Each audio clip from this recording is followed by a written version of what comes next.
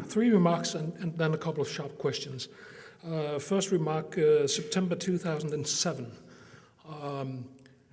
General Karl Eikenberry, who was in his last days as the Commander-in-Chief of Operation Enduring Freedom, in a closed session in the Global Strategic Review in Geneva, said about the problems in Afghanistan. He said, if I were given the choice, I could have an extra 100,000 men, or I could have an extra $1 billion to build roads.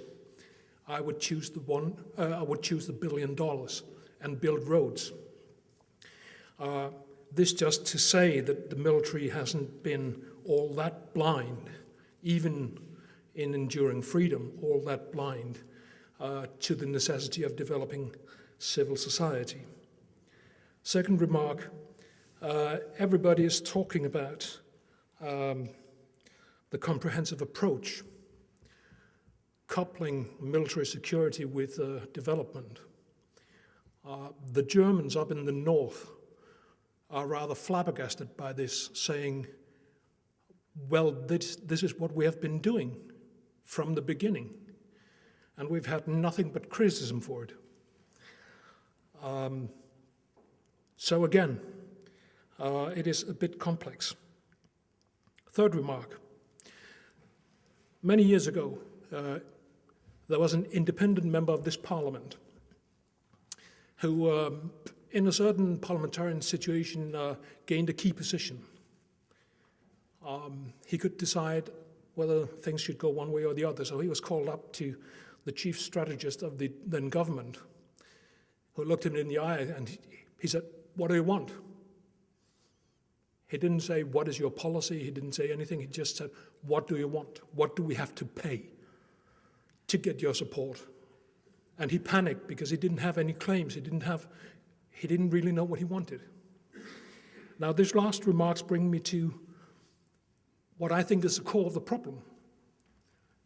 What is it that we can offer the Taliban?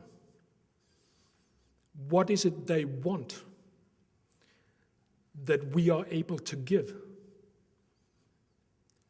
Save total power in Afghanistan. Can we imagine, for some reason, power sharing between Mr. Massoud and Mullah Omar? We have to think this through if we want to have a negotiated settlement. What is it they want? Underlying this question is a more fundamental question that I might be interested in hearing the panel's view on. Is Taliban a political movement? Is Taliban a political movement? If it is, maybe we can discuss with them. If it is not, then what do we do? Now, one suggestion was that we could make some sort of regional security arrangement and having some outside force being a sort of guarantor for a deal. Sounds great. But what do we do when that deal breaks down and that guarantee is called in? Aren't we then back to a military intervention? These are questions that we have to face if we think that we can do a political settlement, a diplomatic settlement, a regional settlement along the lines of the European Organization for Security and Cooperation doesn't solve internal conflicts. So if we buy the premise that this is civil war we are facing, then how do we put together a regional structure that can deal with that? Do we have any experience with that? Did the CSCE, the OSCE solve Northern Ireland? Or the AFGHANI, did it prevent a breakdown in Bosnia? It did not, clearly. So we must think these things through, and I would like to hear the panel's views on that. One last question. Aslaug Andersen made a very good point of differentiating between Afghan Taliban and Pakistani Taliban, saying that the Al-Qaeda was more or less settled now with the Pakistani Taliban. But that is because the Taliban has moved. That is because Al-Qaeda has moved, sought a new ally. We must think through an Afghan Taliban sharing power in Kabul. How attractive would that be for Al-Qaeda to seek back? And can we imagine a Taliban sharing power in Kabul, betraying Al-Qaeda? These are the questions to the panel. Thank you. Thank you very much, Tage Bauman. That was 5 questions.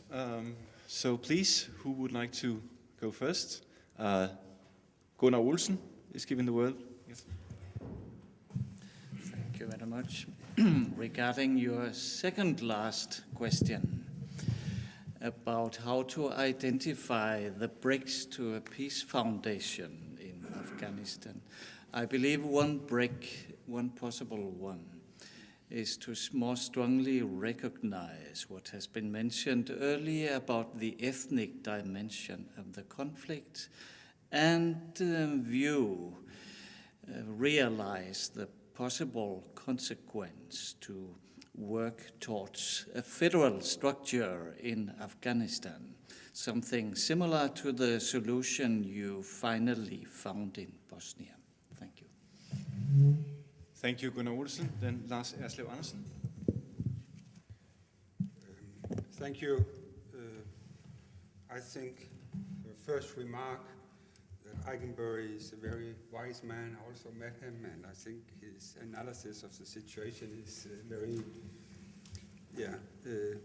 inspiring.